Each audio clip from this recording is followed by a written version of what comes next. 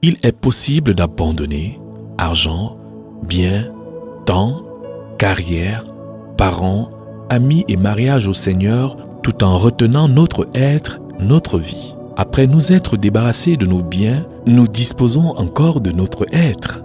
Le Seigneur Jésus ne s'arrête pas aux choses, mais il veut que nous renoncions à notre être même.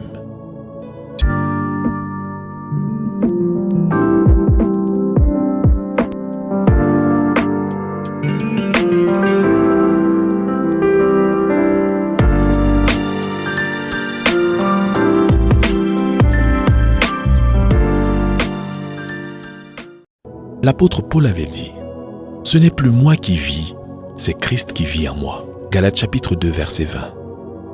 Si nous nous engageons dans cette vie de renoncement quotidien à nous-mêmes et nous abandonnons aux exigences d'une telle vie, nous pouvons alors vraiment devenir disciples de Jésus-Christ. Être disciple signifie l'abandon de tout pour toujours. Le moment d'agir. Le Seigneur Jésus veut des disciples aujourd'hui. Il veut des personnes séparées du péché et du moi. Cela n'est pas une chose à remettre au lendemain. Quiconque refuse de s'abandonner complètement au Seigneur aujourd'hui ne le fera probablement pas dans l'avenir. Certains rêvent d'agir demain, mais le Seigneur exige l'action aujourd'hui. Nous ne pouvons reporter à plus tard la décision d'un abandon total au Seigneur. Il peut revenir plus rapidement que nous ne le pensons. La mort peut nous surprendre. Dans l'un ou l'autre cas, nous n'aurons plus la possibilité de travailler pour lui. Le ciel est un lieu pour louer et glorifier son nom et non un lieu pour le travail et le service. Les occasions perdues maintenant ne seront jamais retrouvées. Nous sommes appelés à vivre cette minute pour la plus grande gloire de Dieu. Bien plus, les forces de l'ennemi s'élèvent haut contre nous. Personne ne sait dans combien de temps la prédication de la croix de Christ sera considérée comme une offense criminelle. Nous devons exploiter au maximum les occasions de prêcher l'Évangile. Pour cela, il nous faut nous abandonner complètement à Jésus-Christ. Une prière du genre « Seigneur Jésus, aujourd'hui je renonce à toutes mes ambitions personnelles, à tous mes projets, à tous mes désirs, à tous mes espoirs et j'accepte ta volonté pour ma vie. J'abandonne ma vie, je renonce à ma vie, à mon être même, à tout ce que je suis, pour t'appartenir pour toujours. Prends en main toutes les personnes que j'aime et tous les biens que je possède ou posséderai. J'abandonne maintenant mon tout entre tes mains dans un acte de consécration duquel seule la mort me séparera. J'accepte joyeusement ta volonté pour ma vie et je continuerai à l'accepter chaque jour, quel que soit ce que cette volonté me réserve.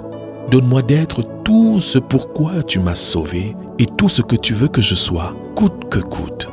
Est une prière que nous devons faire sincèrement et vivre quotidiennement.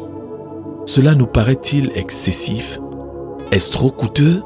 Celui qui a quitté toute la gloire du ciel pour mourir seul sur la croix solitaire n'a pas considéré que le prix était trop élevé. Comment cela serait-il trop coûteux pour nous qui sommes appelés à suivre ses traces? Cela semble-t-il être un gaspillage de sa vie? Non. Si cette vie est dépensée pour celui qui s'est lui-même dépouillé de tout pour que nous soyons remplis de sa divine majesté, l'abandon total du moi et de toutes choses entre les mains de Jésus-Christ n'est que le commencement. C'est la porte d'entrée dans la vie de disciple. Ce n'est pas la fin, et quiconque voudrait considérer cela comme la fin s'apercevra que cela ne marche pas. Celui dont nous voulons être les disciples prit un engagement définitif en faveur de l'humanité dans les cieux, mais il dut vivre cet engagement sur la terre. Pour accomplir la volonté de son Père, il lui fallait faire deux choses. D'abord connaître cette volonté, deuxièmement l'accomplir. La connaissance et l'obéissance furent les mots-clés de la vie de notre Seigneur. Si nous voulons être ses disciples, nous devons commencer à partir du fondement ferme de la connaissance et de l'accomplissement de sa volonté. Le Seigneur Jésus connaissait parfaitement les Écritures.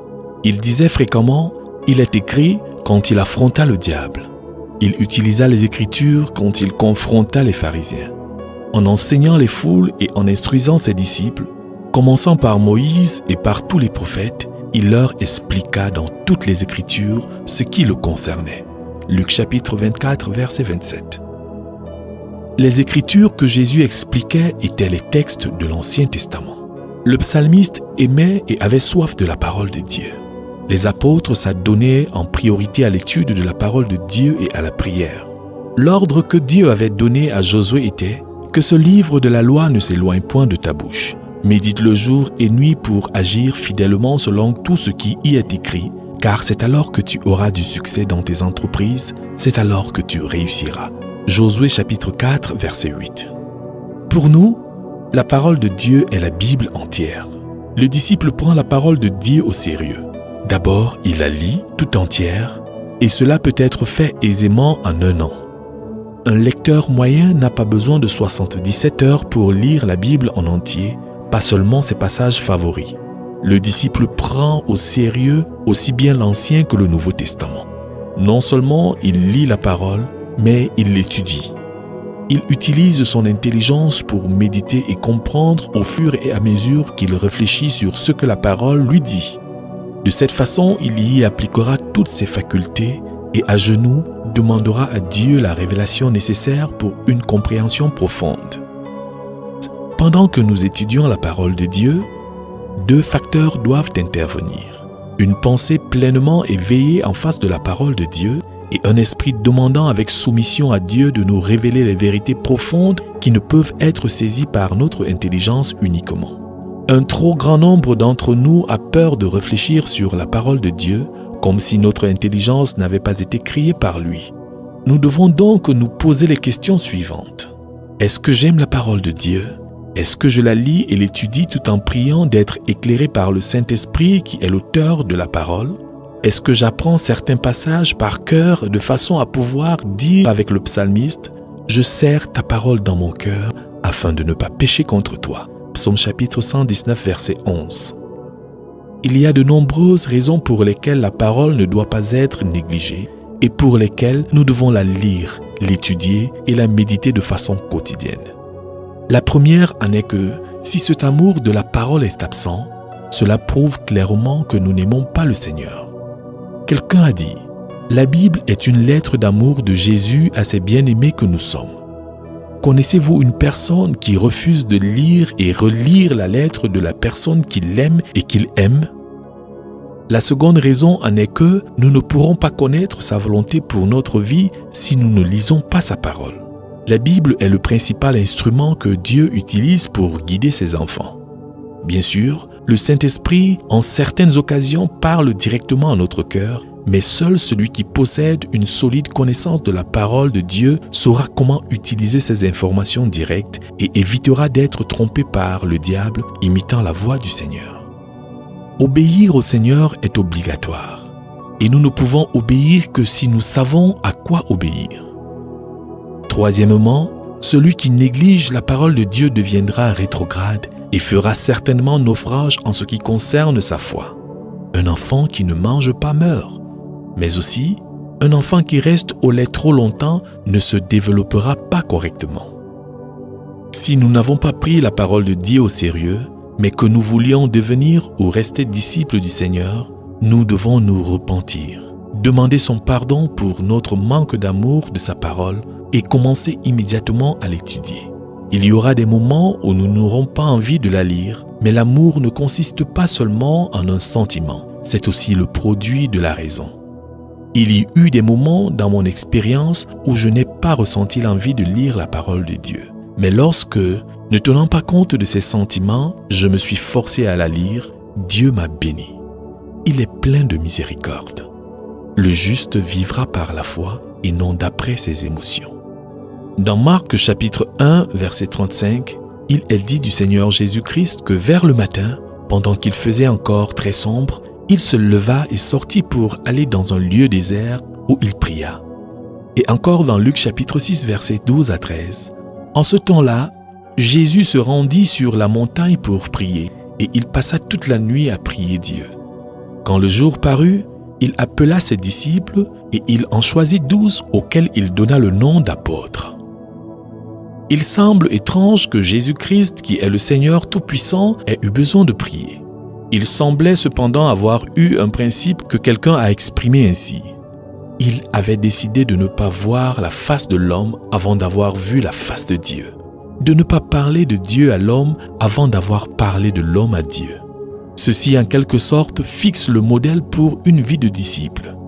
Pour Jésus, la prière était si importante qu'il lui réservait cette partie de la journée où il était le plus frais. C'était son affaire numéro 1. Le disciple doit accorder la même priorité à la prière. Il doit commencer la journée avec un moment sérieux de prière et non pas juste lancer quelques phrases à Dieu pour soulager sa conscience. La prière n'est pas un gaspillage de temps. Jésus passa la nuit en prière avant l'importante tâche de choisir les 12 apôtres.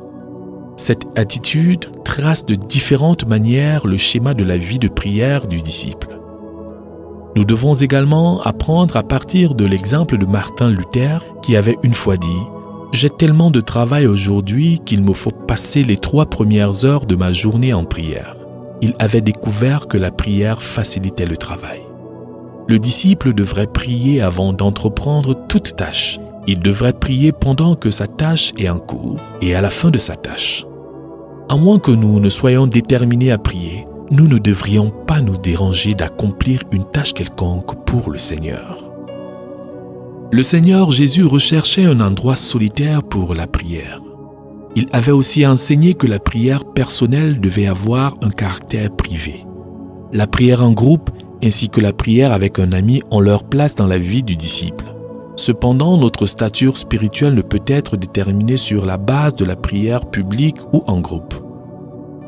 Beaucoup peuvent être emportés et prier pour leur propre gloire. C'est la prière en privé, la prière personnelle qui révèle le niveau spirituel et les progrès d'une personne. Il n'y a que peu d'enfants de Dieu qui cherchent des endroits solitaires pour y prier. Combien de temps passons-nous en prière chaque jour ? 5 minutes, 10 minutes, une demi-heure, 1 heure ? Notre réponse à cette question est révélatrice de l'amour que nous avons pour le Seigneur. Nous devons confronter le fait que, si nous n'aimons pas lui parler seul à seul, il se pourrait que nous ne l'aimions pas réellement. Jésus nous a appris dans l'oraison dominicale que la priorité dans la prière devait être « Que ton nom soit sanctifié, que ton règne vienne, que ta volonté soit faite, plutôt que donne-moi ceci, cela et cela ». Il voulait dire par là que le souci premier du disciple doit être de voir le nom de Dieu sanctifié, le royaume de Dieu s'établir dans le cœur des hommes et sa volonté s'accomplir. Il voulait dire par là que les requêtes en faveur de nos besoins personnels ne devraient venir qu'en second lieu. Nous devons nous demander si nos prières reflètent une telle attitude de cœur. Si la réponse est non, cela explique peut-être pourquoi il y a tant de prières qui ne sont pas exaucées parmi les enfants de Dieu. Jacques nous dit « Vous demandez et vous ne recevez pas parce que vous demandez mal, dans le but de satisfaire vos passions. » Jacques chapitre 4, verset 3. L'exhortation biblique est « Cherchez premièrement le royaume de Dieu et sa justice, et toutes choses vous seront données par-dessus. » Matthieu chapitre 6, verset 33. Si nous cherchons son royaume et sa gloire dans toutes nos requêtes, nous pouvons ensuite lui présenter nos besoins.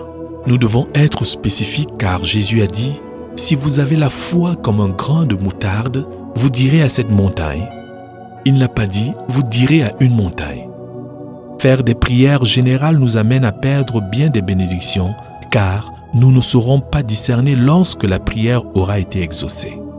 Pour ma part, je mets par écrit la plupart de mes requêtes, y compris la date pour laquelle j'ai prié pour la première fois pour ce sujet, la référence biblique qui montre que Dieu a promis de répondre dans cette direction, la date à laquelle la réponse a été obtenue et la façon dont Dieu a répondu. Ce faisant, cela m'aide premièrement à être spécifique, deuxièmement à rendre grâce pour les exaucements, troisièmement à découvrir comment Dieu procède pour exaucer les prières, et enfin, l'enregistrement me sert d'argument que je présente au diable en temps de difficulté pour lui prouver que Dieu est fidèle et répond aux prières. Toute chose qu'on demande en dehors de la volonté de Dieu ne sera pas accordée. Notre tâche première est donc de rechercher sa volonté au sujet des choses que nous voulons demander. Cela nous épargnera de beaucoup de douleurs et de déceptions car Dieu ne changera pas d'avis pour nous donner quoi que ce soit en dehors de sa volonté, à moins que cela ne fasse partie de son jugement sur nous, selon ce que dit sa parole. Il leur accorda ce qu'ils demandaient, puis il envoya le dépérissement dans leur corps. Psaume chapitre 106, verset 15. Combien nous devons être sensibles à la direction du Saint-Esprit.